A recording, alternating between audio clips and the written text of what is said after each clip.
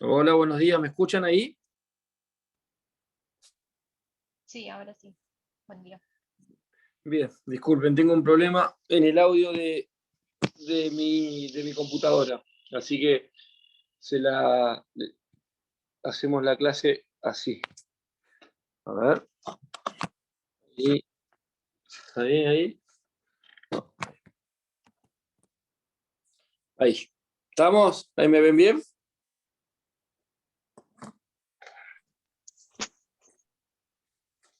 ¿Me ven bien ahí? Hola, hola, hola. Sí, doctor, bárbaro. Somos 9, con lo cual 9 conmigo, o sea, son 8 ustedes. Traten de prender las cámaras, como les digo siempre, así tratamos de tener un poquito más de aplicar un poquito más el principio de inmediación, por un lado, y por otro lado, porque voy pidiendo que me vayan leyendo algunos artículos, tengan a mano, en este caso, muy a mano el tema del Código Civil y Comercial, porque vamos a empezar con propiedad horizontal. ¿Qué más? Como siempre, hoy, ¿qué hora es? Son las 8:06, aguantamos unos segunditos y arrancamos.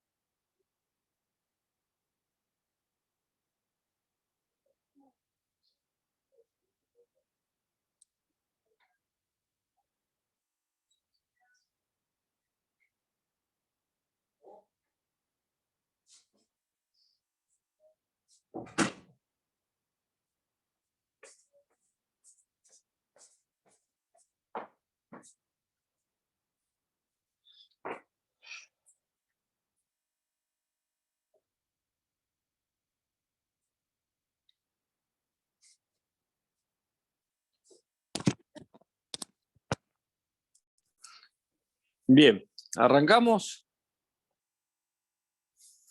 ¿Les parece? Vamos, somos Bueno, 8, contesten, vamos, contestamos, ¿me escuchan ahí? ¿sí se escucha? Bien, arrancamos. Vamos. Empezamos con propiedad horizontal.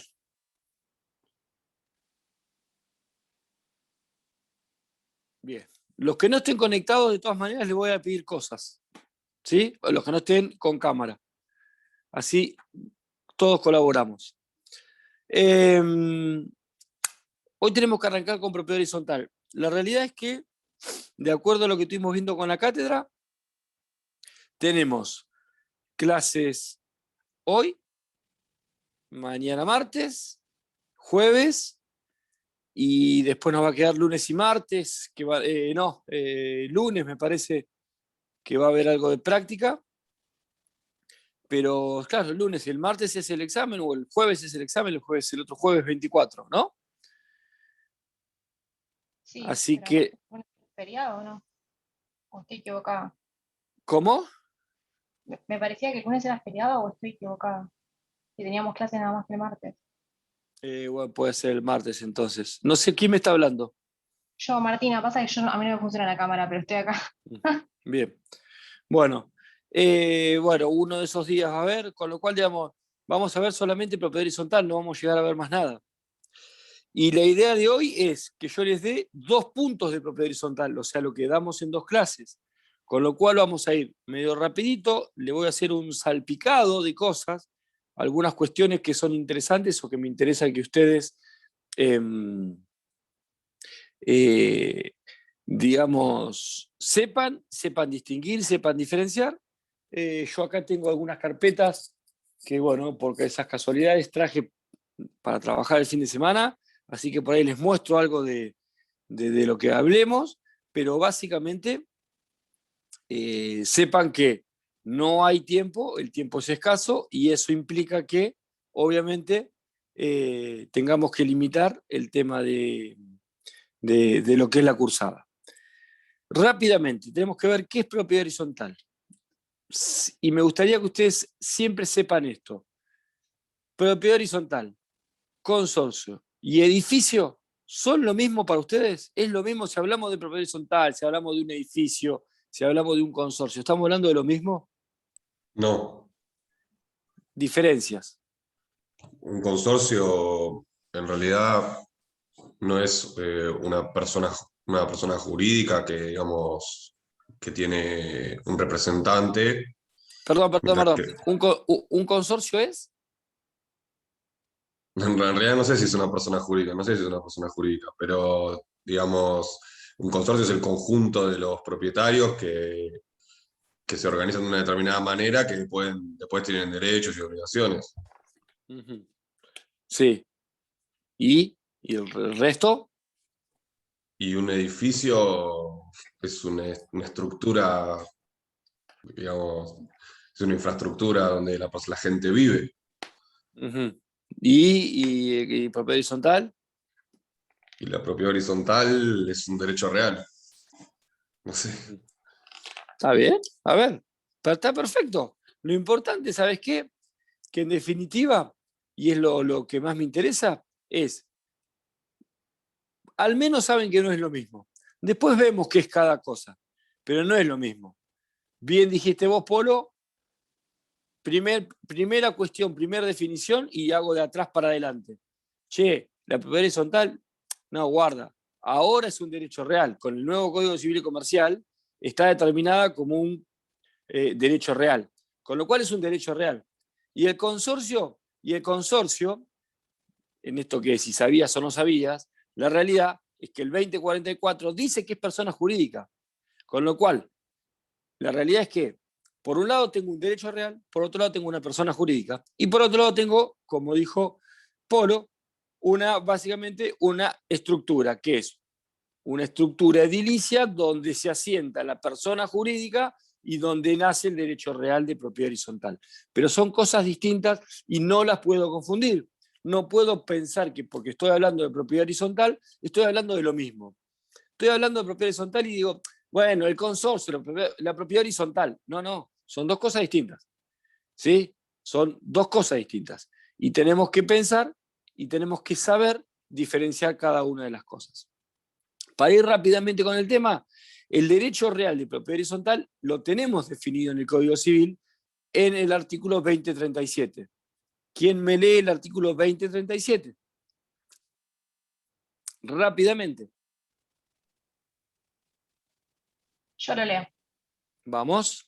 La propiedad horizontal es el derecho real que se ejerce sobre un inmueble propio que otorga a su titular facultades de uso, goce y disposición material y jurídica que se ejercen sobre partes privativas y sobre partes comunes de un edificio, de conformidad con lo que establece este título y el respectivo reglamento de propiedad horizontal.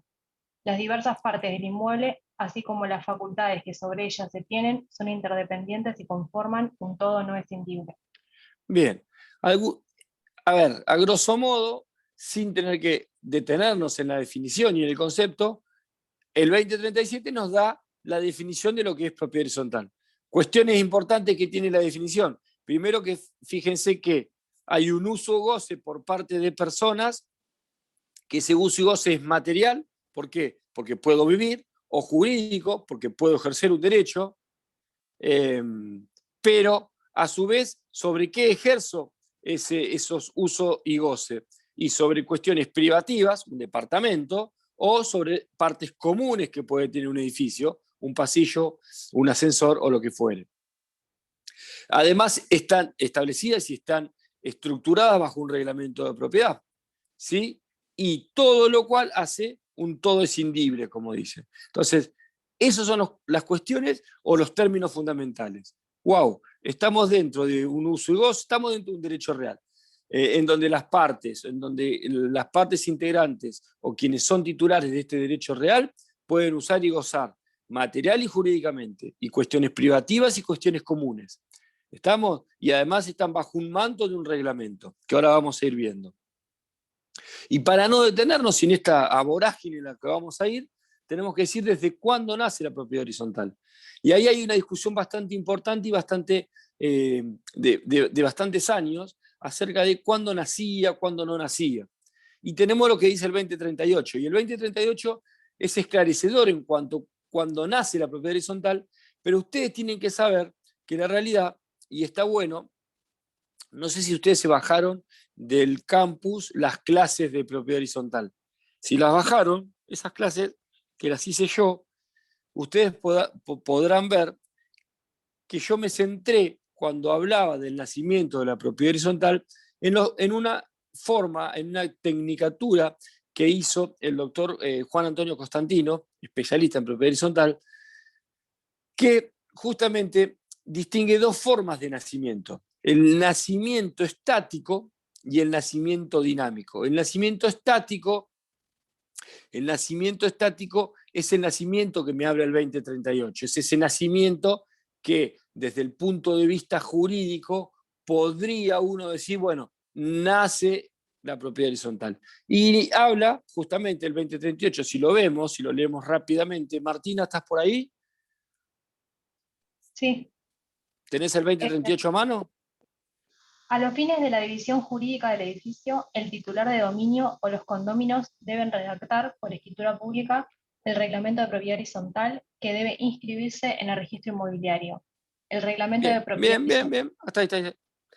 Hasta ahí es el nacimiento. Entonces, desde el punto de vista estático, la propiedad horizontal nace cuando hay un reglamento, se redacta un reglamento de propiedad. ¿Por dónde se redacta o a través de qué se redacta? De una escritura pública, quiere decir que lo debe hacer un escribano, y ese reglamento se inscribe en el registro de propiedad inmueble. A partir de ahí, desde el punto de vista estático, reitero, y de acuerdo al 2038, es cuando nace la propiedad horizontal. Pero tenemos un punto de vista dinámico, y ustedes no sé si tendrán propiedad horizontal, vivirán en propiedad horizontal, o tendrán la experiencia de algún amigo, algún pariente. Ustedes muy bien saben, y vemos a diario, sobre todo en nuestra ciudad, que es una ciudad muy de la propiedad horizontal, ¿qué tenemos? Tenemos un montón de edificios que los van construyendo, y a medida que los van construyendo y van terminando, la gente empieza a vivir, y los desarrolladores de esa propiedad horizontal empiezan a vender las unidades funcionales. Esas ventas de unidades funcionales y esa toma de posesión o esa entrega de posesión para empezar a convivir, hace nacer en realidad, desde la forma dinámica, la propiedad horizontal. ¿Por qué? Porque la realidad es que un consorcio, como persona jurídica, para que sea consorcio, tiene que ser, como dijo bien acá el doctor Polo Brandelli, un conjunto de propietarios. Y si yo no vendo ninguna unidad funcional, desde el punto de vista dinámico, no voy a tener ese conjunto de propietarios. Y no voy a poder aplicar todas las reglas, digamos, por decirlo de alguna manera, todas las reglas por las cuales funciona la propiedad horizontal y funciona todo este derecho real y todo este sistema de propiedad horizontal por un lado y de consorcio por el otro. Vale decir, en el tema de asambleas no va a haber mayorías, no va a haber discusiones, no va a haber posibilidades de rendir cuentas, porque no hay a quién ni hay más de una voluntad. Entonces, desde el punto de vista dinámico, lo más importante para que nazca la propiedad horizontal es al menos la venta de una unidad funcional. Con eso ya la propiedad horizontal desde el punto de vista dinámico comienza a desandar su vida. Ahora bien, tengan en cuenta por qué además hablamos de esta forma dinámica. Porque generalmente, y por distintas cuestiones que tienen que ver con reglamentarias, constructivos, municipales, o lo que fuere, muchas veces tenemos que hay edificios en donde prácticamente están 100% ocupados, están 100% habitados, funcionan como un consorcio, tienen un administrador, que van componiendo cada uno de los órganos, pero por esas circunstancias que yo les digo, no tienen reglamento, no tienen la escritura, no tienen reglamento, por ende el reglamento no está inscripto. Entonces, desde el punto de vista del 2038 diríamos, y no tengo consorcio. Y ahí no vamos a entrar en la discusión, pero desde hace muchísimos años hay una jurisprudencia de Mar del Plata que hablaba del consorcio de hecho. No quiero entrar en ese tema porque es un tema que, digamos, es mucho más amplio y excede lo que es la idea de explicarle a ustedes. Pero tengan en cuenta que cuando a ustedes los vayan a ver unas personas en las cuales dicen, mira, nosotros estamos hace 3, 4 años viviendo, y la realidad es que estamos viviendo casi todos. En el edificio ya se vendieron todas las unidades funcionales, el constructor vendió todo, pero ¿saben lo que pasa? Hizo un quincho arriba que no estaba autorizado, no están los planos, por ende no tiene planos aprobados el edificio, y si no hay planos aprobados, no hay posibilidad de redacción de la escritura del reglamento, y por ende no hay manera de inscribir el reglamento, y por ende no hay propiedad horizontal desde el punto de vista estático legal. ¿Sí? ¿Pero hay consorcio? Sí, hay consorcio, porque la comunidad funciona como consorcio, porque son un conjunto de propietarios que funcionan como consorcio. ¿Estamos claros hasta ahí? ¿Estamos claros? Sí. Bien. Sí, perfecto. Vamos, seguimos. Y ahora nos metemos en consorcio. En consorcios, cuando hablamos de consorcio, otra vez volvemos a lo mismo. ¿Qué es consorcio? Persona jurídica. Ya antes, imagínense que la clase de consorcio empezaba con, ¿qué es consorcio? ¿Es persona jurídica? ¿No es persona jurídica? No, ¿y quién dice que es persona jurídica? Y los que dicen que es persona jurídica dicen por esto, y los que no dicen que es esto, por esto otro. Toda esa circunstancia, chao, nos fuimos. Se limpió con el Código Civil y Comercial. ¿Por qué? El 2044 me habla muy clarito cuando me dice el conjunto de propietarios de las unidades funcionales se constituye la persona jurídica consorcio. Punto. No tengo manera. Pero además, la realidad es que no solamente el 2044 me lo establece, sino que el artículo 148, cuando habla de las personas jurídicas, en el inciso H me identifica al consorcio, como una de las personas jurídicas previstas hoy en nuestra normativa legal. Entonces, ya se fue de lado, dejamos de lado toda esa discusión que teníamos acerca de si el consorcio era persona jurídica o no era persona jurídica. Y esto tiene que ver, en realidad, más que nada, con una cuestión de capacidad de derecho, sobre todo, acerca de si el consorcio iba o no iba a tener capacidad de derecho. ¿Por qué Joaquín se está empinando una cerveza o es agua eso nomás? No, agua, doctor. Parecía un... bien.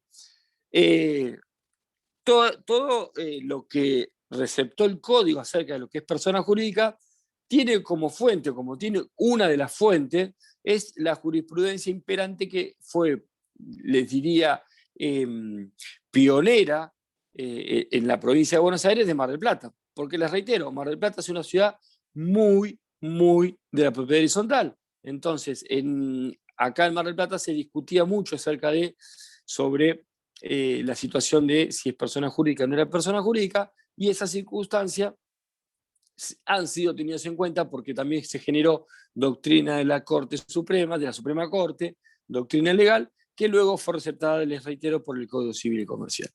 ¿Qué quiere decir que sea persona jurídica? Y obviamente que tiene capacidad, y esa capacidad habla claramente de una capacidad de derecho. Obviamente tiene un nombre. Fíjense que los reglamentos, ahora si quieren les muestro uno, los reglamentos mismos establecen, espérenme un segundito que justo llegó mi hermano con una computadora.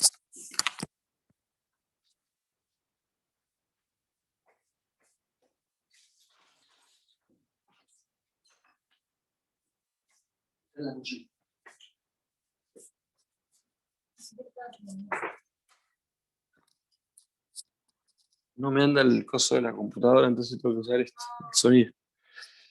Les decía que tiene nombre, obviamente todos los reglamentos de propiedad, les decía, si quieren ahora vemos uno medio rapidito. Todos los reglamentos de propiedad, en su artículo primero, generalmente identifican el nombre del consorcio. El nombre del consorcio puede estar identificado con un nombre de fantasía, muchas veces es el nombre de la constructora, muchas veces es el nombre del domicilio físico donde se encuentra el edificio instalado. Tiene domicilio, que el domicilio del consorcio es el del inmueble, también lo dice el 2044, con lo cual, acerca de qué domicilio tiene la persona jurídica, bueno, el 2044 nos dice es el domicilio donde está sentado el edificio, y obviamente tiene un patrimonio. Y esta era la cuestión que en su momento se discutía acerca de, bueno, si es persona, ¿por qué es persona? Y los que hablaban de favorecer la postura de ser persona jurídica, por supuesto, hablaban de que tiene un patrimonio. Pero guarda que hay algo muy importante. No confundan el patrimonio del consorcio como persona independiente del patrimonio de los propietarios de las partes comunes de un edificio.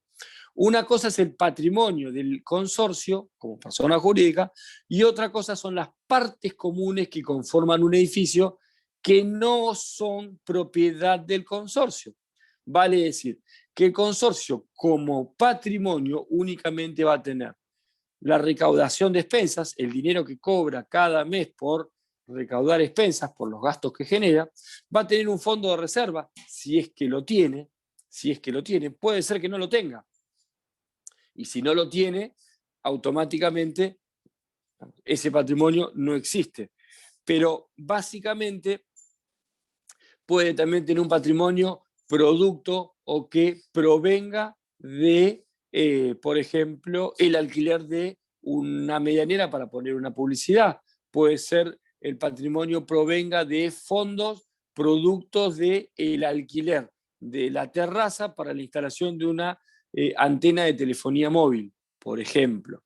Esas son cuestiones que generan patrimonio del consorcio. Ahora, si yo les pregunto, ¿un ascensor es del consorcio? Y no. No. No. Un ascensor no es del consorcio. Un ascensor es un bien común cuya propiedad es de todos los propietarios. Y todos los propietarios no son lo mismo que el consorcio. Todos los propietarios conforman el consorcio, pero no son los mismos. Son dos personas distintas, son dos bloques distintos. Y tienen que saber diferenciar.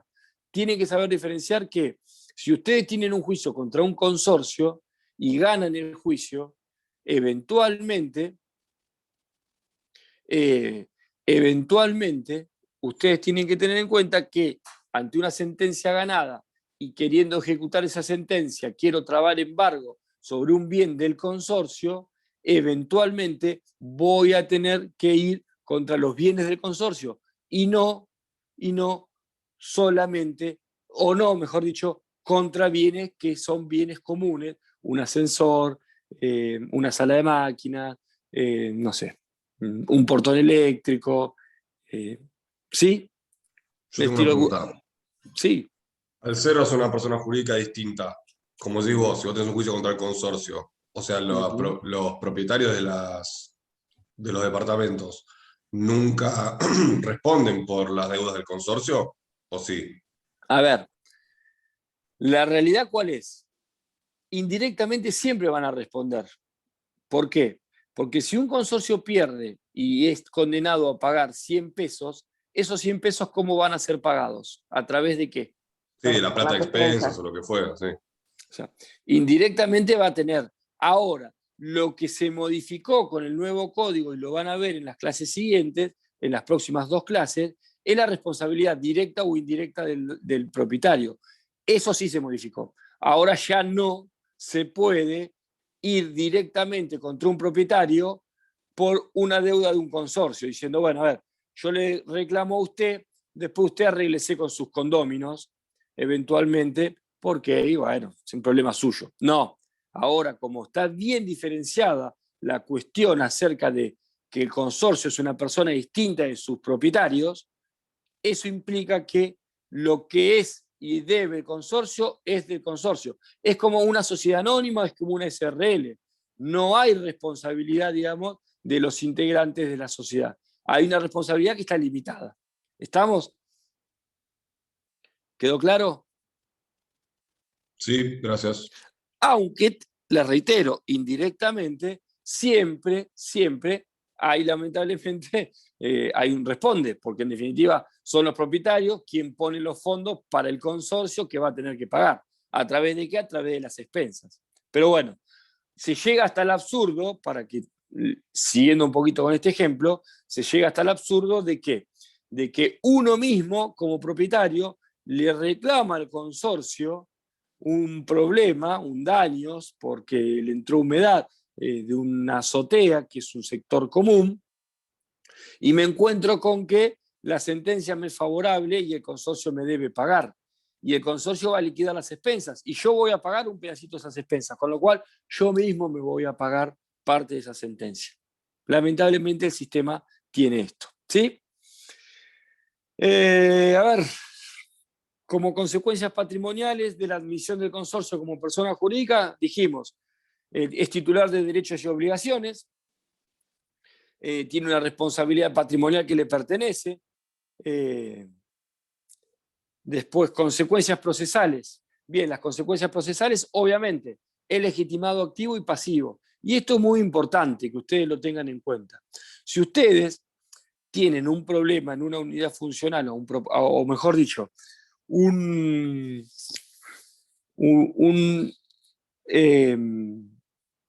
propietario los va a ver a ustedes porque tiene un problema, vamos al ejemplo que les di recién, en el cual la realidad es que la azotea, que es un sector común, les genera humedad,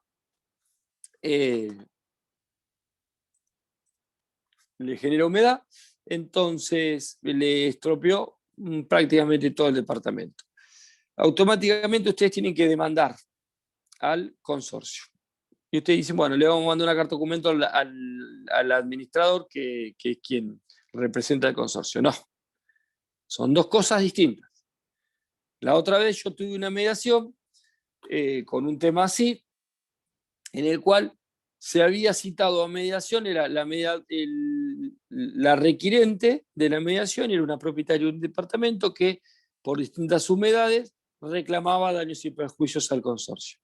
Cuando llega el requerimiento al administrador, el requerido, o sea, el demandado, era la administración fulanita de tal, porque era la administración del consorcio, claramente. Cuando voy a la mediación, lo primero que le digo, bueno, a ver, señores, discúlpenme, yo le hago una pregunta. ¿Quién es el demandado acá en este caso? La administración, porque está requerido la administración. No pusieron administración fulanito de tal, porque saben que es la administración del consorcio. ¿Quién es el demandado? ¿La administración?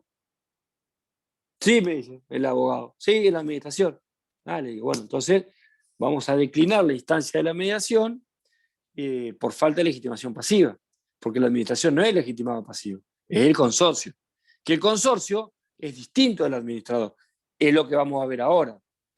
La administración es un órgano del consorcio, pero no es el consorcio. Es una persona distinta. El legitimado pasivo, quien genera el daño eventualmente, es el consorcio.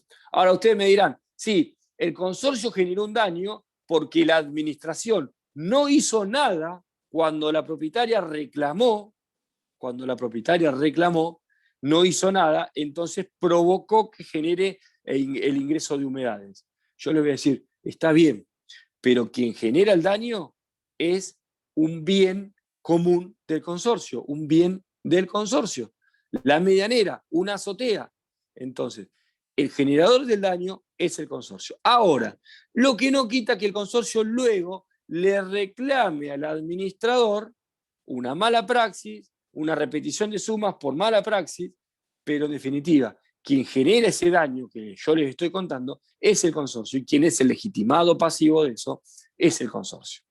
La situación en ese caso que yo les estoy contando, cómo terminó, más allá de una discusión con el abogado que se enojó porque yo le dije esas cosas, terminó con reencauzando la acción contra el consorcio y dejando de lado a la administración.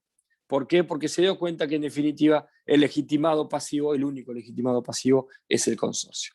Legitimado activo en el caso del consorcio lo vieron un montón de veces, lo vieron con las expensas, en los cuales el administrador no deberá, porque está dentro de su manda, requerir ninguna autorización. Ahora, sí, y esto ya nos estamos adentrando un poco a la función del administrador, que también lo tenemos que ver en la parte final de la clase, si el consorcio quiere iniciar una acción por cualquier otra circunstancia que no sea el de ejecución de expensas, necesitará necesariamente el administrador, como representante legal, necesitará la autorización de una asamblea para hacerlo. Vale decir, ¿qué tipo de acción? Y vamos a suponer que están haciendo un cerramiento ilegal en un balcón, vale decir que están haciendo, no sé, una obra que involucra una parte común, un sector común del consorcio, entonces tengo que pedir la autorización para iniciar una acción de demolición. Hay algunas de esas acciones que yo les estoy diciendo que por su urgencia uno lo que puede hacer es una intimación a que se detenga o lo que fuere y eventualmente poder llamar a una asamblea extraordinaria rápida para solucionar el tema y tener una autorización para poder iniciar esa acción. ¿Estamos hasta ahí? Y hablando de consorcio, lo que hablábamos recién, el 2044 me sigue hablando de órganos de consorcio. Hoy hablábamos que el 2044 me decía, hey, el conjunto de personas conforman la persona jurídica consorcio. Después dice, tiene domicilio en el edificio. Ah, muy lindo. Pero me dice algo que es muy importante. ¿Cuáles son los órganos de consorcio? Y tengo 3 órganos de consorcio, que les reitero, hoy la idea es profundizar un poquito sobre administrador, y las próximas clases van a hablar de lo que es asamblea y lo que es consejo de propietarios. Pero sobre todo asamblea, que es el tema un poquito más complejo. Tengo 3 órganos, el 2044 me los nombra perfectamente y me dice, mis 3 órganos son asamblea, órgano fundamental, principal del consorcio, administrador, fundamental también para el funcionamiento, para la buena convivencia, y por último, consejo de propietarios. Consejo de propietarios que nunca estuvo regulado en ninguna normativa legal y que los usos y costumbres fueron incorporándolos en los distintos reglamentos como consejo de propietarios, consejo de administración. Ahora se llama consejo de propietarios, antes se llamaba consejo de administración. En realidad el consejo de administración nació en su momento, ya les digo, como usos y costumbres en los reglamentos, a los fines de eventualmente generar un control. Rápidamente se los vamos a identificar cada uno. Y quiero que tengan en cuenta algunas circunstancias que, les reitero, van a ir desarrollando con las próximas 2 clases. La primera es la asamblea. La asamblea está prevista en lo que es el artículo 2058 a 2063.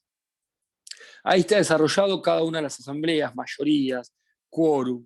Todo eso no se preocupen, que lo van a ir viendo y lo van a ir desarrollando en la próxima clase, que es mañana. Mañana el doctor Casas va a dar asamblea. ¿Qué tipo de órgano es la asamblea? Díganme ustedes, ¿qué tipo de órgano es? ¿Será el órgano decisorio el que toma las decisiones? Bien, es un órgano básicamente resolutivo, sí, claramente. ¿Y qué más?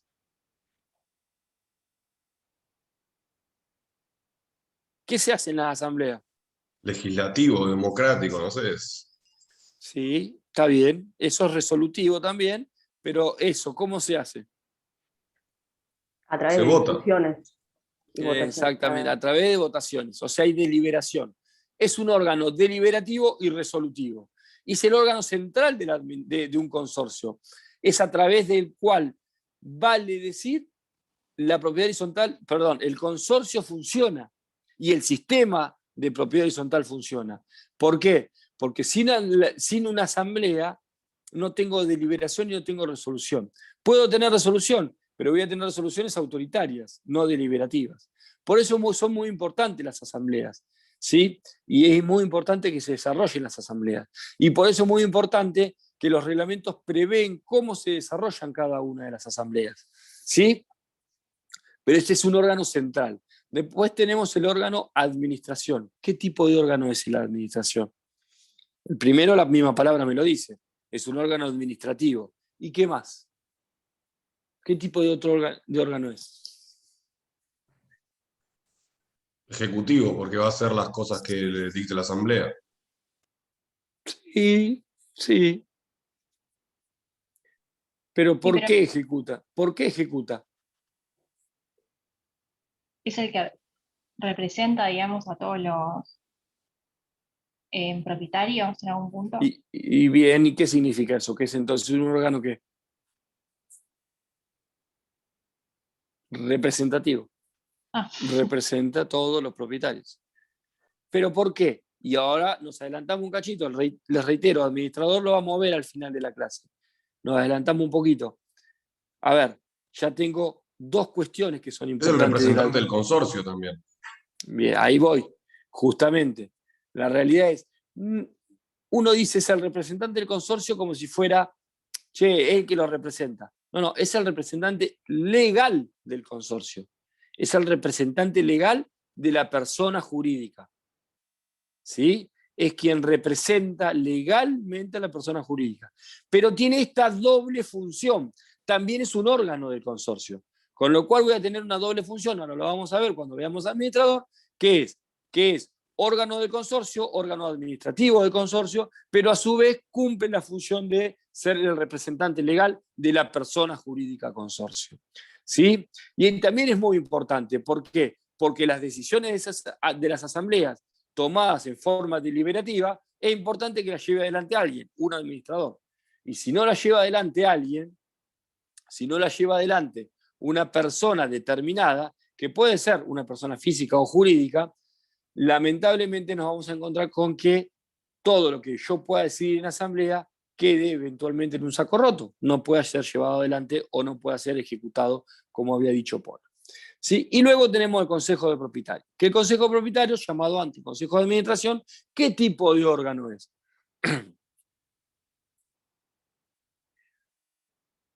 ¿Alguno de ustedes por casualidad conforma algún Consejo de Propietarios o de Administración?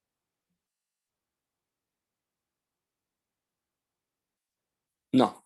Bueno, ¿qué tipo de órgano es el Consejo de Propietarios?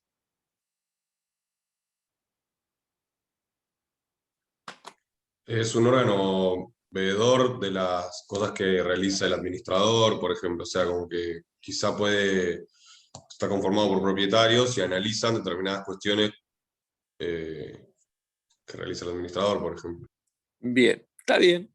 Bien, ahora yo te hago una pregunta. Cuando hablamos de que es un veedor, ¿qué está haciendo entonces el Consejo? Está supervisando. Exactamente, es fiscalizando, supervisando, perfecto. Es un órgano fiscalizador, fiscalizador, controlador, como ustedes quieran. Pero además, les acabo de decir lo otro. ¿Qué otra cosa es?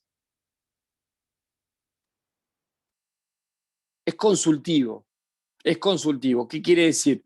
Que el administrador, eventualmente, para las cuestiones cotidianas de la vida consorcial, eventualmente puede generar una consulta a través del Consejo de Propietarios. Van a ver cuando vean Consejo de Propietarios en el 2064, en el 2064 está previsto 3 o 4 funciones u obligaciones que tiene el Consejo de Propietarios. Y yo siempre le digo lo mismo y le voy a decir 2 o 3 cositas porque por ahí Consejo de Propietarios no lo van a ver con nadie. Le voy a decir 2 o 3 cositas del Consejo de Propietarios. La primera, el 2064 lo prevé y provee las obligaciones del Consejo de Propietarios. Como contrapartida, toda aquella persona, seamos nosotros, sea el Consejo, lo que fuere, que tengamos obligaciones, la contracara de esa moneda son las responsabilidades. Si yo no cumplo con mis obligaciones, voy a tener responsabilidades. Con lo cual, siempre ustedes tienen que explicar, cuando hablan de consorcios o de propiedad horizontal con propietarios, con un edificio, con algún cliente que quiera ser parte de este consejo de propietarios, ustedes tienen que pensar esto, que si yo tengo obligaciones, la contracara de esas obligaciones son las responsabilidades. Primera cuestión. Segunda cuestión, el hecho de que haya un consejo de propietarios no le quita en absoluto, ningún derecho a ningún otro propietario del consorcio. Vale decir que el consejo de propietarios es el órgano, como dijo Polo, de fiscalización, de control, de querer ir y preguntar y analizar y demás. Ahora, otro propietario que no sea del consejo, ¿puede ir y pedir explicaciones al administrador? Sí, puede. ¿Para qué se forma el consejo de propietarios entonces? Y se forma justamente para que en vez de que vayan 100 propietarios a la administración a pedir ciertas explicaciones, en vez de que vayan 100, vayan 3, les expliquen y eventualmente esos 3 tengan la información necesaria o el control necesario que vele por los intereses del consorcio. Ahora, no le quita derecho a ningún propietario de poder eventualmente pedir las explicaciones que quieran. Vale decir, les reitero, que el hecho de que haya un consejo de propietarios no le quita poder a ningún propietario, ni ningún derecho a ningún propietario, ¿sí? Y lo tercero, el consejo de propietarios no administra, no es administrador, ni es coadministrador. Vale decir que los consejos de propietarios no pueden inmiscuirse en funciones que son propias de la administración. Solamente van a ejercer la función de administración en el caso de que haya una acefalía, una ausencia o una renuncia intempestiva de la administración o que no haya administración. Vale decir que la administración renuncia, se va, le dice, miren, tomen al Consejo de Administración, al Consejo de Propietarios, le dicen, tomen, miren, háganse cargo ustedes. En ese caso puede ejercer las funciones de administración, puede ejercerlas en el caso de fallecimiento del administrador, me quedé sin administrador, de golpe, automáticamente el Consejo de Propietarios asume el carácter, pero asume solamente por un tiempo corto, escaso y a los fines de llamar a una asamblea para que designe un administrador. Pero mientras haya una administración que esté en funciones, el Consejo de Propietarios no puede ejercer funciones administrativas ni puede coadministrar junto con el administrador. No permitan, si son abogados de administradores, que los consejos se inmiscuyan ni excedan las facultades ni las obligaciones que tienen y que están previstas, les reitero, en el artículo 2064. ¿Estamos? Con eso ya desarrollamos un poquito lo que es consejo de propietarios. ¿Sí? ¿Estamos ahí? Sí, doctor. Bien, aguárdeme un cachito.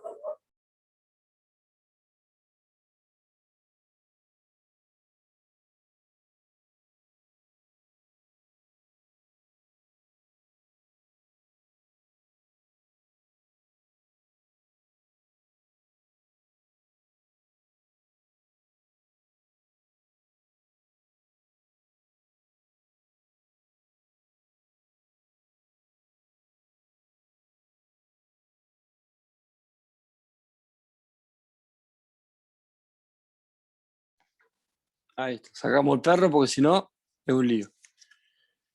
Bueno, yo tengo que hablar de dos cosas, reglamento y administrador. Pero voy a cambiar el orden.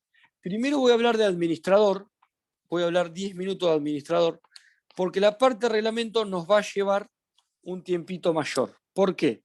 Porque el reglamento se entremezcla con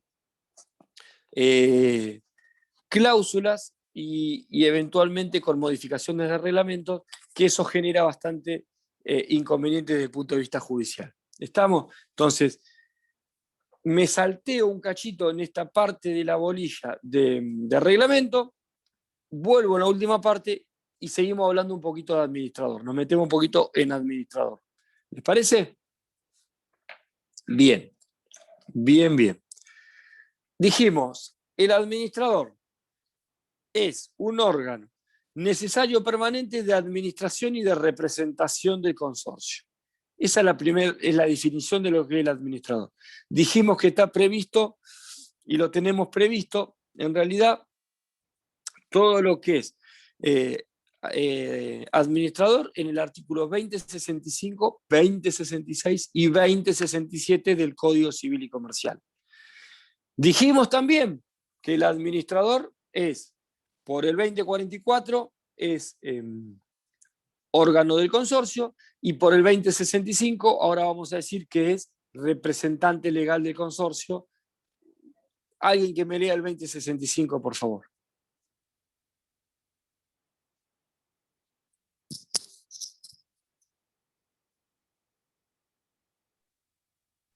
Yo lo leo. Bueno. Vamos. No, léelo, está bien. Léelo. No, dale.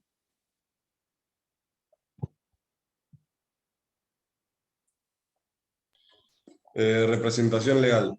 El administrador es representante legal del consorcio con el carácter de mandatario. Puede serlo un propietario o un tercero, persona humana o jurídica. Bien. Fíjense, cuestiones a tener en cuenta. Entonces, cumple la doble función. Órgano, representante legal. Puede ser persona jurídica o física. Y puede ser un propietario del mismo consorcio o puede ser un tercero. Cualquiera de estas circunstancias se pueden dar y está perfecto. Ahora bien, lo que sí eventualmente, de acuerdo a lo que hablamos del 2044 y lo que hablamos del 2065, lo que está claro es que una persona o esta persona es legalmente necesaria. ¿Por qué? Porque está prevista legalmente como órgano y como representante legal del consorcio. Con lo cual, no puedo prescindir de ella. Circunstancia que es discutida en el Consejo de Propietarios, porque el Consejo de Propietarios, si no está conformado, la realidad es que no pasa nada. El consorcio va a funcionar de la misma manera, cualquier propietario va a poder fiscalizar, va a poder ir y no va a haber ningún inconveniente. Con lo cual no es necesario, más allá de alguna discusión que se pudo haber dado en algún momento, lo cierto es que los únicos órganos necesarios para el funcionamiento del sistema consorcial son la asamblea y el administrador. El consejo de propietarios, reitero, puede estar o no estar. Y si no está, el sistema consorcial va a funcionar de la misma manera. Ahora bien, dijimos que el administrador es legalmente necesario. También es permanente, o sea, siempre tengo que tener un administrador. Y hoy les decía, bueno, pero ¿qué pasa si por distintas circunstancias no tengo un administrador o el administrador desaparece? Ya sea por fallecimiento, por renuncia, por distintas circunstancias, no tengo administrador. Bueno, ahí les reitero lo que dice el 2064, inciso D, y lo establecía... No. Bueno, el 2064, inciso D, que es el que me interesa, dice justamente, le da esa potestad al Consejo de Propietarios para asumir la calidad de administrador en forma provisoria únicamente a los fines de llamar a una asamblea y proceder en esa asamblea a la designación de un nuevo administrador. Las funciones del administrador van a ver que están previstas en el 2067. En el 2067 ustedes verán que están todas las funciones, no las vamos a andar identificando. Fíjense que están todas las funciones, pero eventualmente las funciones típicas son las de hacer cumplir el reglamento, hacer cumplir las normativas legales, ya sean laborales, previsionales, hacer cumplir o mandar adelante, a llevar adelante las decisiones asamblearias. Habla de remoción de encargados de un edificio previa autorización de una asamblea. rendir cuentas. Entonces, el administrador se maneja con estas obligaciones que a su vez tienen que ser complementadas con una ley en la provincia de Buenos Aires, que es la ley 14.701. La ley 14.701, que les reitero, tiene operatividad relativa y en Buenos Aires, y les voy a decir por qué relativa, porque no está reglamentada.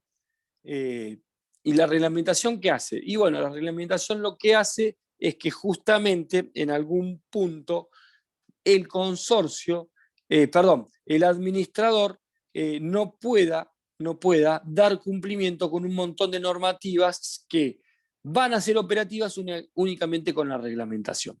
Vale decir que, si ustedes miran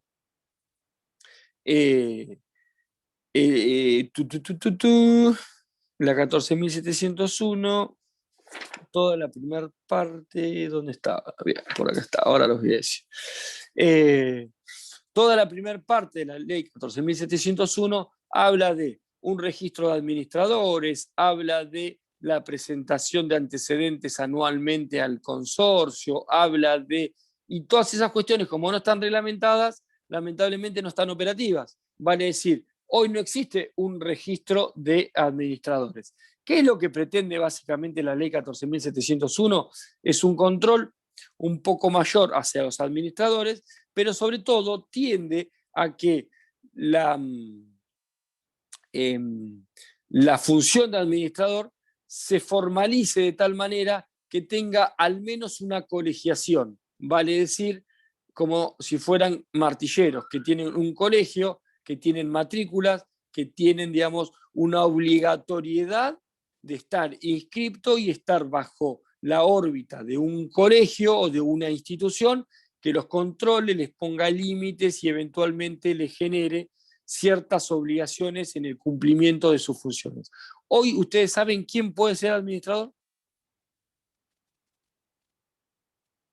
¿Quién puede ejercer, digamos, la función? ¿Quién puede ejercer el oficio de administrador? ¿Ustedes saben quién?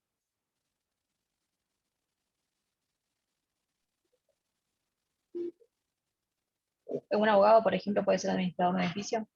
Sí, un abogado puede. ¿Quién más?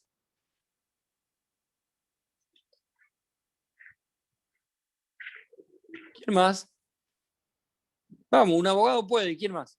En realidad dice una persona jurídica o persona humana, puede ser un propietario o un tercero, no dice nada más que eso. O sea que si cumplís con esas características, supongo que siendo mayor puede ser cualquiera. No sé. ¿Quién más? Uno me dijo un abogado, otro me dijo cualquiera. Un linchera, un cartonero puede ser administrador para Polo. ¿Quién más? Vamos, muchachos. ¿Cuántos somos? Somos 6 personas, 7 personas. ¿Un contador? Un contador, claro, un contador puede. ¿Quién más? Puede ser alguna persona jurídica, digamos, también. Sí, sí. Eso lo dice el artículo, pero... Bueno, vamos a limitarlo. Lo que dijo Polo está perfecto. ¿En qué sentido? Cualquiera puede ser administrador. Y usted dice, ¿un linchera, un cartonero? Sí, puede. Mientras lo elijan en una asamblea y esté designado conforme la normativa legal, cualquiera. Y ese es el problema. Y ese es el problema que hay. Y es lo que la 14.701 pretende evitar. En Capital Federal hay una cámara de administradores que tiene una cierta regulación. Todavía no es una colegiación, pero tiende a la colegiación.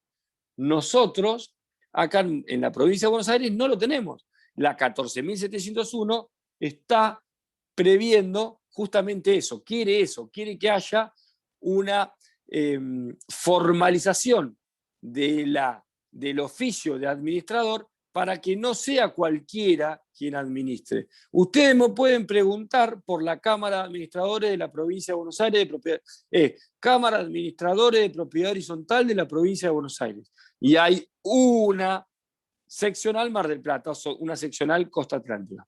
Ustedes saben una cosa, si ustedes quieren ser administrador y no quieren estar en esa cámara de administradores de propiedad horizontal de la provincia de Buenos Aires, ¿pueden?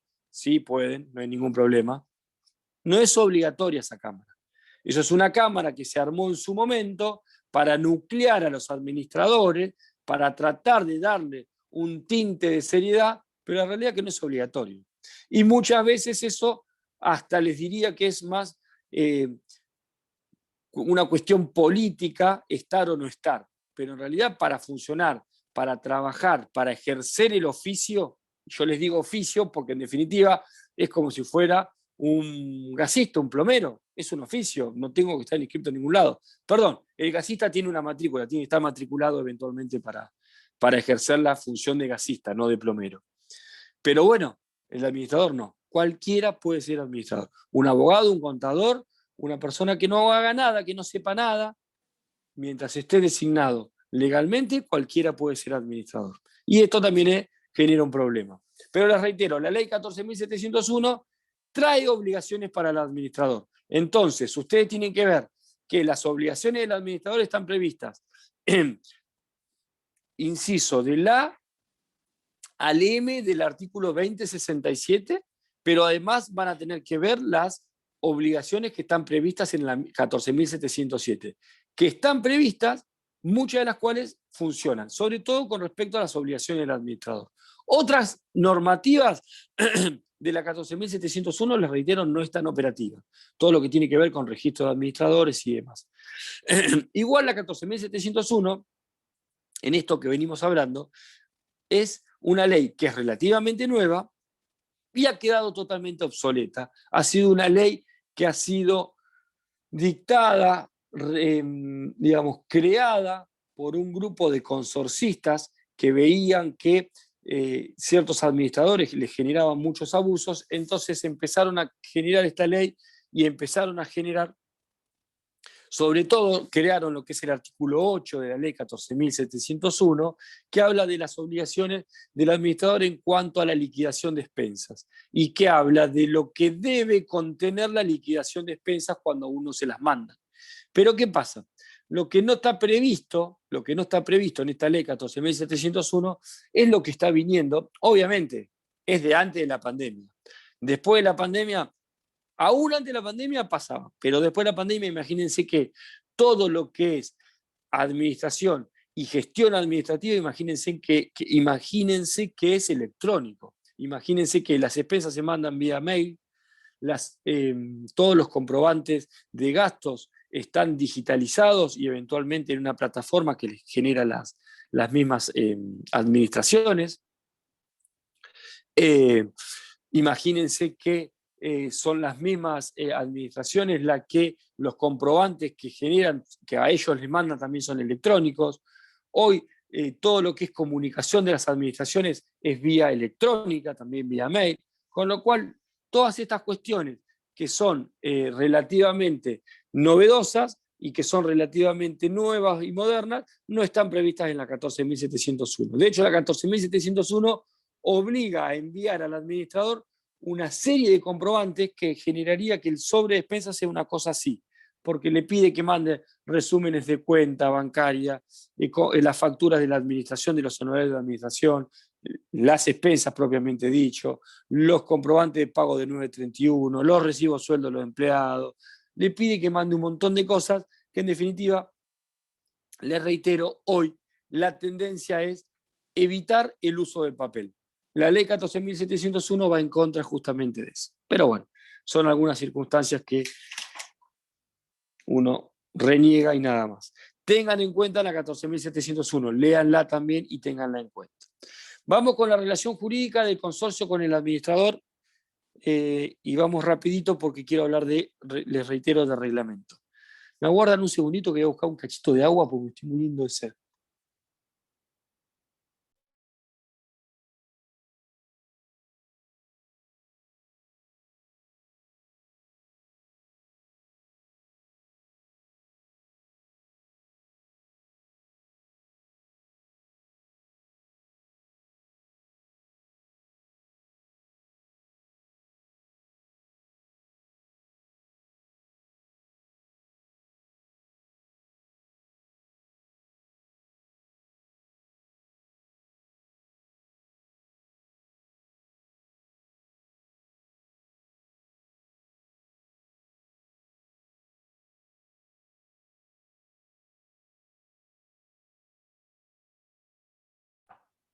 Ahora sí.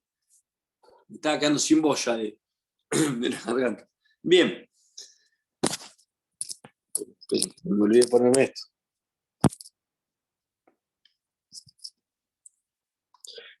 Bien, ahí estamos. Seguimos. Decía la relación jurídica. La relación jurídica entre el consorcio y el administrador, el mismo artículo 2065 ya nos habla de mandato. Con lo cual tenemos que irnos a todo lo que está relacionado con el capítulo de mandato en el Código Civil y Comercial, que es el 1319 y siguientes.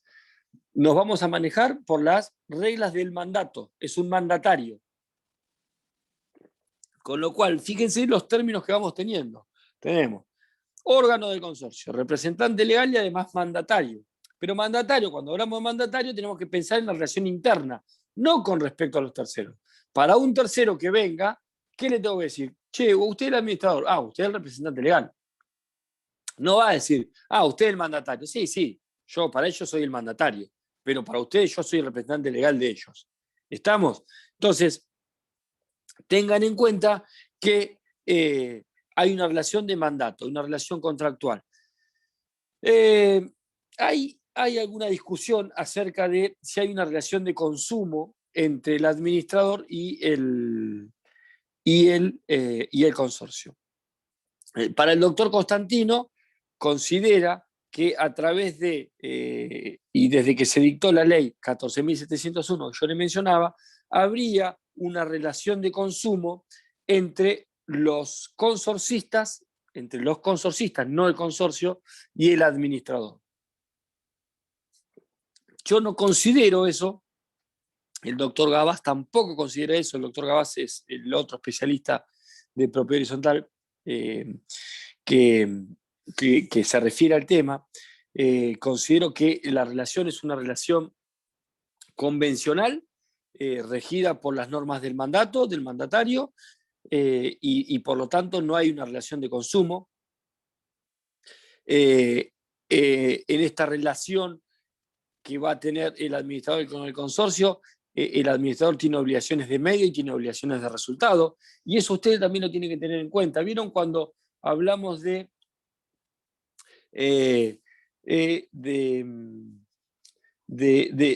las obligaciones de medio de resultado? Siempre hablamos de obligaciones y bueno, de medio de resultado. Bueno, en el caso del administrador, tienen que tener en cuenta que en el caso del administrador, miren acá, donde lo tengo, acá, así no mezclamos, tenemos obligaciones de medio y tenemos obligaciones de resultado. ¿Por qué? ¿Y por qué? Hay obligaciones legales previstas en el 2067 o en la 14.701 que el administrador no las puede omitir, y si las omite, estamos dentro de lo que son las obligaciones de resultado. Un ejemplo muy claro es una de sus obligaciones es tener el edificio asegurado, y si no lo tiene asegurado, o sea, uno no puede prever o no puede pensar que el administrador hizo lo posible dentro de una obligación de medio para tener asegurado el edificio. No, el edificio se asegura y se asegura, y no puedo no tenerlo asegurado. El no cumplimiento de eso es el no cumplimiento de una obligación de resultado. Eso obviamente cambia el objeto de las obligaciones, esto lo vieron en obligaciones, y vieron que cambia el objetivo de quién debe demostrar eventualmente el incumplimiento a una obligación para eximirse de responsabilidad. Y una obligación de medio común es, por ejemplo, que el administrador vea que tenga que iniciar una acción que está autorizada por asamblea porque hicieron una obra antirreglamentaria, y el administrador designa un abogado y el abogado inicia la acción, pero la acción se pierde. Esa obligación es una obligación de medio. El administrador en ese caso no puede garantizar eventualmente el resultado de un pleito jurídico, ¿sí? Ahí estamos dentro de la órbita de la obligación de medios. ¿Qué tendrá que demostrar el administrador? Que él inició, que él contrató un abogado, que el abogado inició una acción, que inició una acción correcta y que eventualmente la acción se perdió no por una cuestión o una omisión del administrador. Otras cuestiones rápidas del administrador, y con esto termino y ustedes después tendrán que ver la clase. Duración del mandato del administrador. Dos cosas tengo que ver importantes del administrador. Primero, antes de ver la duración, el tema de cómo se elige o cómo se designa el administrador. Obviamente, tenemos dos cuestiones. La primera es que el Código Civil y Comercial, en el artículo 2066, vino a reparar una cuestión que era de absoluto abuso por parte de los desarrolladores y los constructores de los edificios. Ustedes saben que los desarrolladores y los constructores de los edificios, que son después quienes eventualmente también comercializan las unidades funcionales, son a su vez quienes desarrollan o quienes redactan el reglamento de propiedad. ¿Esto qué prevé o qué generaba? Generaba la designación de un administrador que ellos quisieran, que era de su ámbito o que era de su agrado. ¿Por qué? Porque eventualmente evitaba después cualquier reclamo con respecto a la construcción o cualquier reclamo con respecto a defectos constructivos. Designaban ese administrador y quizás lo designaban hasta por 10 años, cláusulas que en algunos casos se han determinado como cláusulas abusivas. Esto, el 2066 le viene a poner un coto. El 2066, ténganlo a mano, por favor, que necesito que me lo lean, pero es un artículo muy importante porque determina un límite a partir del cual empieza a generarse que el administrador y el primer administrador que designe esta constructora, esta desarrolladora en el reglamento, debe ser ratificado en la primera asamblea que se debe desarrollar. Léanme rápido el 2066, por favor.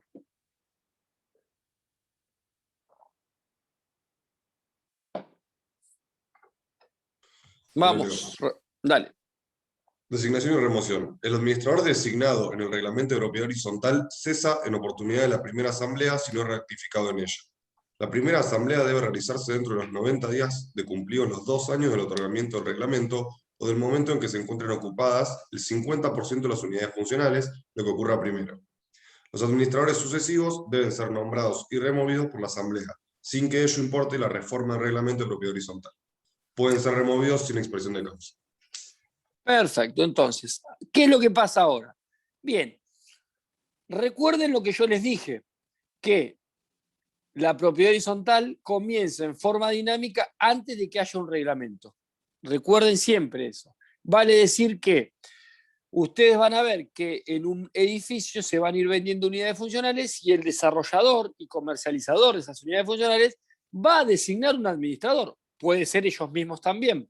Va a designar un administrador que pueden ser ellos mismos también. ¿Por qué? Porque la propiedad horizontal y el consorcio empezó a funcionar. Y por lo tanto necesito ese administrador para ir generando que la vida consorcial pueda ir desarrollándose. Primera cuestión.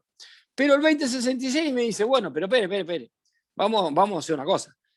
Este administrador que designó el comercializador o el desarrollador no puede ser el definitivo administrador, salvo que haya una asamblea que lo ratifique. Vale decir que van a tener que llamar a una asamblea en el cual el punto del orden del día será ratificación de administración y o designación de nueva administración. ¿Por qué? Y es muy importante que ustedes, si están asesorando a un propietario de un edificio nuevo, le digan que en el punto del orden del día que tienen que ratificar, también pongan la de también o designar nuevo administrador. ¿Por qué? Porque si no, puede ser que vayan a la asamblea, decidan no ratificarle el mandato a este administrador puesto por la desarrolladora y nos encontramos con que no puedo designar nuevo porque no está dentro del punto del orden del día. Y me digan, no, señores, si esto era solamente para ratificar. Si no ratifican, bueno, allá ustedes van a tener que llamar a una nueva asamblea y designar un nuevo administrador. Entonces estaría bueno que ustedes presten atención a ese punto del orden del día y eventualmente también pidan al momento de no ratificar que se designe nuevo administrador. Ahora bien, ¿cuándo debe desarrollarse esta asamblea? Y yo tuve una cuestión muy interesante con respecto a esto. ¿Cuál es? Acá tengo que tener en cuenta dos circunstancias. El artículo 2066 me habla de dos circunstancias. ¿Cuándo se debe desarrollar esta primera asamblea? La asamblea se debe desarrollar en dos, puede ser en dos momentos. Dos. ¿Sí? ¿Y qué dice el 2066? Lo que ocurra primero. Lo que ocurra primero. Y dice, dentro de los 90 días de cumplidos los 2 años del otorgamiento del reglamento, dentro de los 90 días de cumplidos los 2 años del otorgamiento del reglamento, vale decir, hay una escritura, hay un reglamento, el reglamento se inscribió, desde ese momento, tengo 90 días para llamar a una asamblea. ¿Sí? Desde ese momento. Esa es la primera circunstancia. Aguárdeme un segundito, por favor, ¿eh?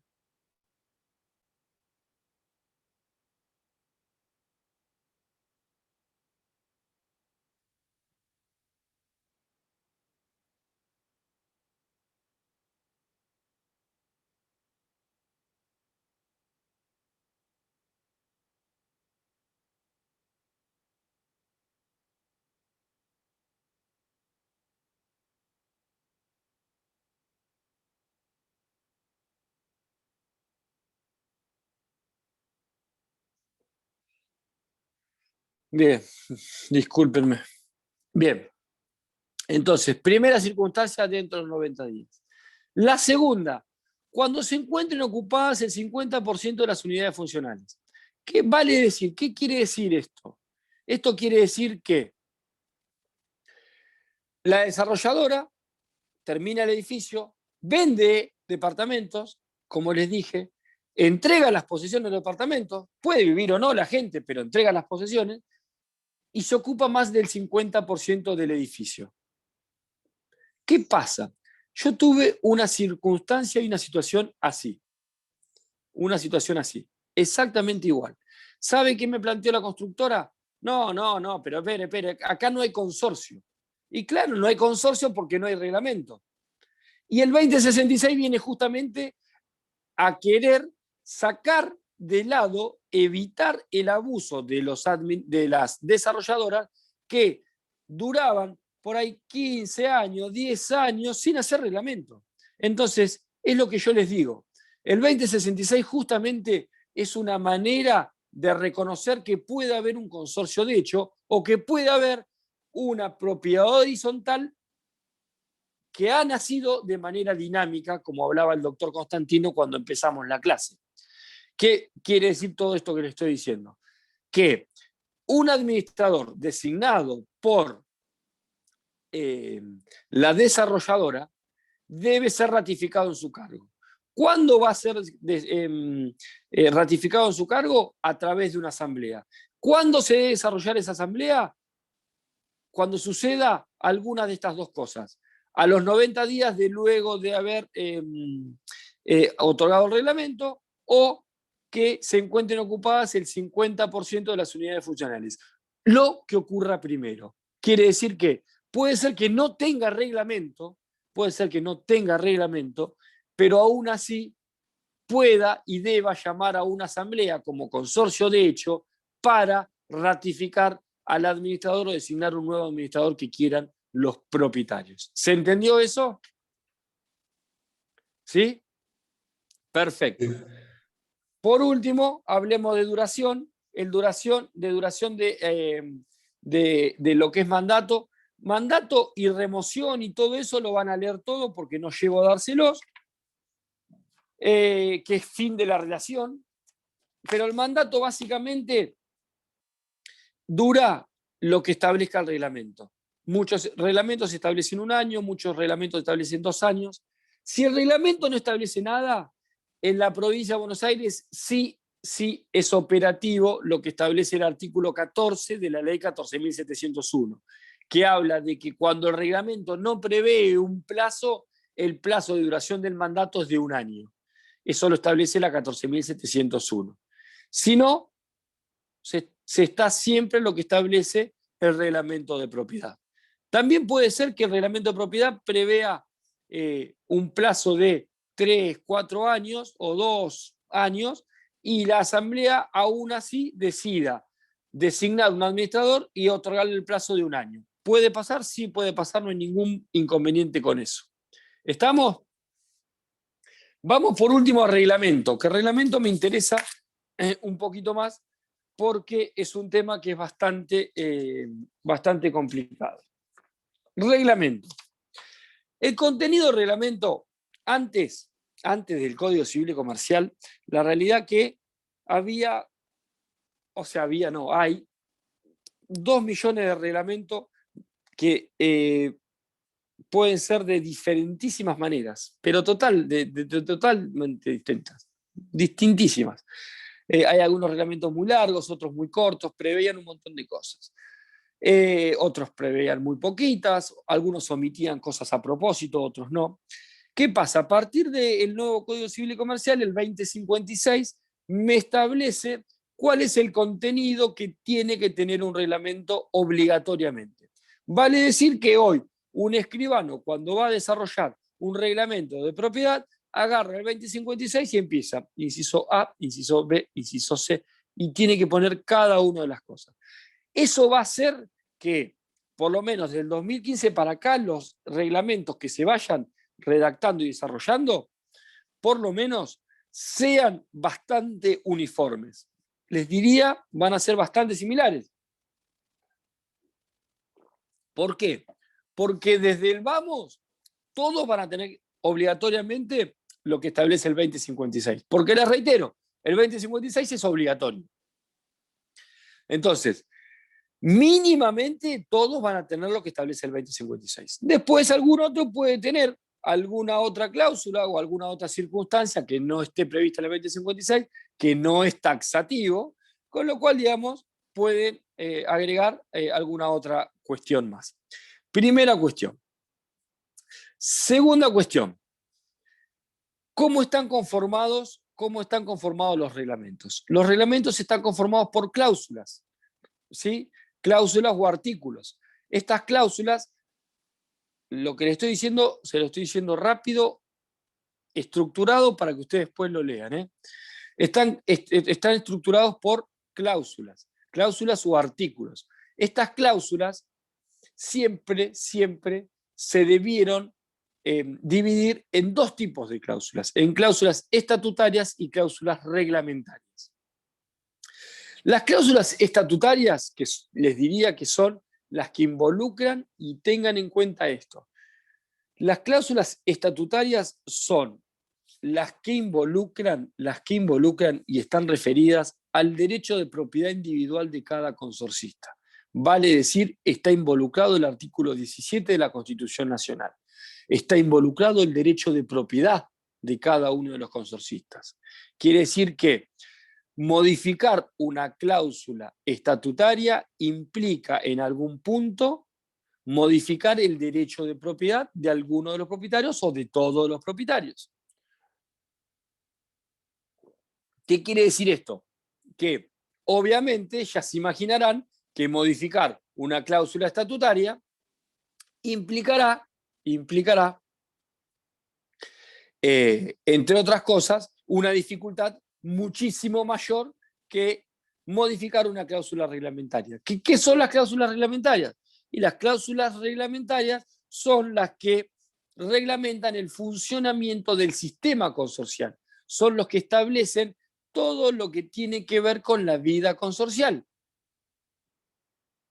Quiere decir esto que todo lo que tenga que ver, por ejemplo, con cómo se liquidan expensas, si se liquidan en forma mensual, bimestral, si las expensas se mandan en forma digital o en forma papel, si, por ejemplo, podemos hacer, no sé, algunas circunstancias de, che, no hagamos ruido de determinadas horas, que eso surge de reglamentos internos, o, por ejemplo, que esté prohibido, no sé, dejar bicicletas en los pasillos, en los palieres, todo lo que tenga que ver con la vida consorcial, con esa vida diaria, cotidiana, dinámica, consorcial, eso está previsto en las cláusulas reglamentarias de los reglamentos.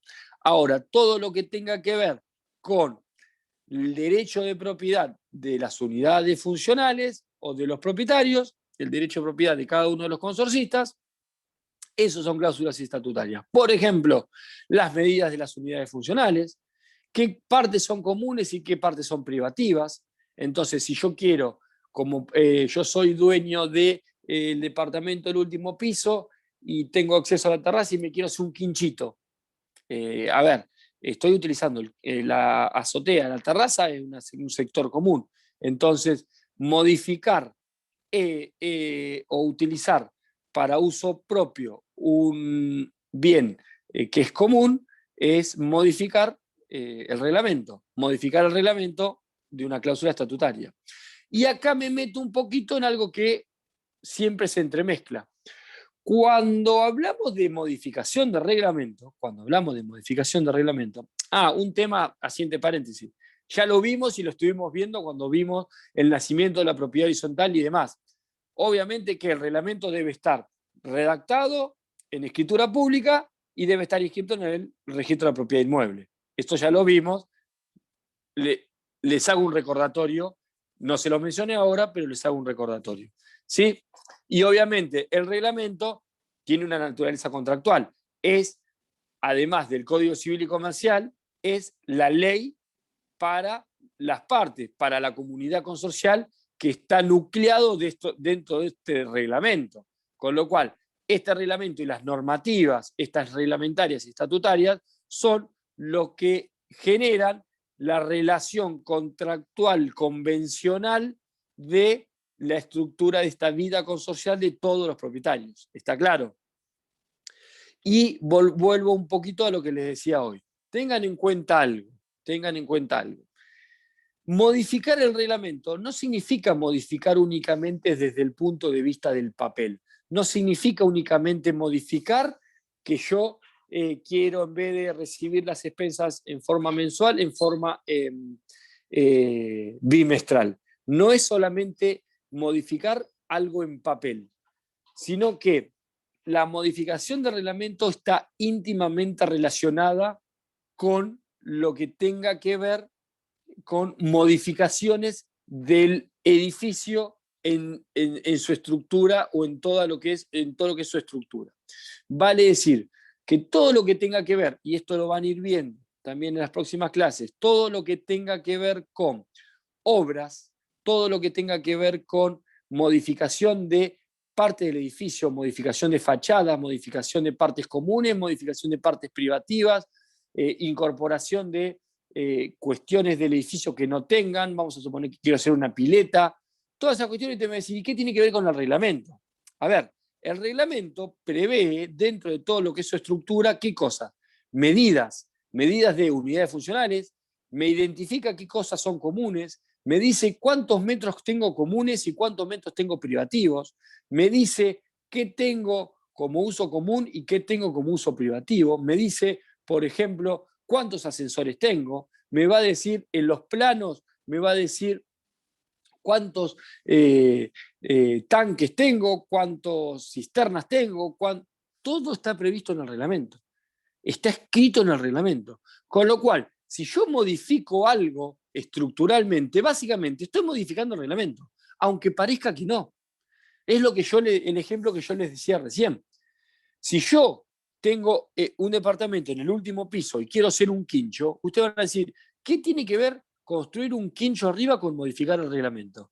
A ver, señores, tengo el problema de que en el reglamento preveo que tengo una terraza, un espacio libre de terraza de uso común de 100 metros. Y si yo hago un quincho de 50, le saqué 50 metros al uso común.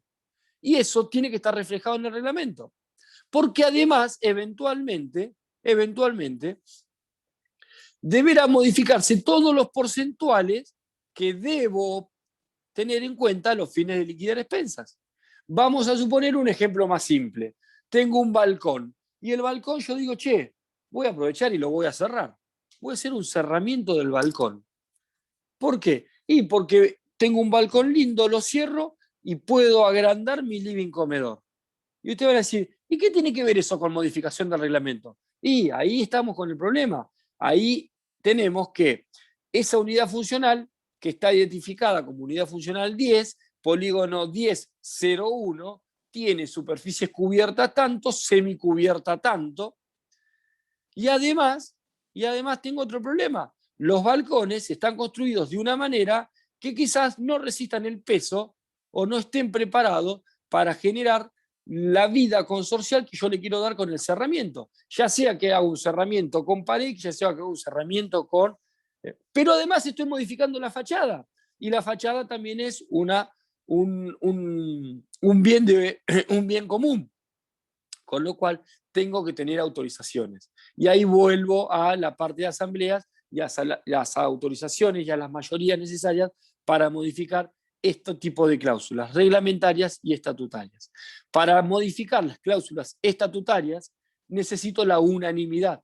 ¿Por qué necesito la unanimidad? Y porque indefectiblemente voy a estar afectando derechos de propiedad, derechos previstos en la Constitución Nacional. En cambio, para modificar cláusulas reglamentarias, voy a poder utilizar las mayorías previstas en el artículo 2057, que me habla de las 2/3 partes, o eventualmente la mayoría simple que me establece el 2060, con la doble exigencia que van a ver, ustedes la van a leer y se van a dar cuenta. La doble exigencia que es voto por unidad más voto por porcentual de unidad. Ustedes recuerden que los reglamentos están divididas cada una de las unidades funcionales y cada una de estas unidades funcionales tiene un ¿qué? Un porcentual. ¿Ese porcentual para qué sirve? Sirve para eventualmente las votaciones que establece el 2060 y además sirve para liquidar las expensas. El coeficiente ese que está previsto en el reglamento de cada unidad funcional es el coeficiente que tiene en cuenta el administrador para saber cuánto debe pagar cada unidad funcional de expensas. No es lo mismo cada unidad funcional, ¿por qué? Porque depende de los metros de la unidad funcional y las comodidades, es ese coeficiente que se establece y está establecido a través de, no vamos a entrar en detalles, pero a través de lo que es un trabajo catastral que hace un agrimensor y después es volcado en un plano de mensura, un plano constructivo que es aprobado en la municipalidad, y eso es lo que utiliza el escribano para redactar luego el reglamento que le va a dar vida a la propiedad horizontal. La realidad es que no tengo tiempo de darles más, tendría que darles bastante más, pero bueno, cualquier consulta que hagan, cualquier consulta que necesiten, mándenme a mi mail particular, que es gonzalo@delcerroabogados, con ese al final, .com.ar. Cualquier cosa y cualquier duda que tengan de esto me lo mandan. Lean las clases que yo les mandé, que yo les publiqué en el campus, que más o menos es esto que estuvimos hablando. Mañana van a hablar de asambleas con Casas. Yo voy a tratar de hablar, decirle a Casas que hable un poquito del tema de esto de modificaciones de cláusulas estatutarias y reglamentarias y las mayorías, que tiene que ver también con esto de las asambleas, ¿Alguna duda que les pueda desandar ahora? O si no, me mandan mail, no tengo ningún inconveniente. Díganme ustedes. No. Sí. No, digo que yo no tengo ninguna duda. Ah. Bueno. ¿Nadie más? Bueno, nos vemos, cualquier cosa a disposición para lo que sea. ¿Sí? Hasta luego, muchachos. Chao, hasta Que luego. tengan buen día. Chao, hasta luego, gracias. Gracias.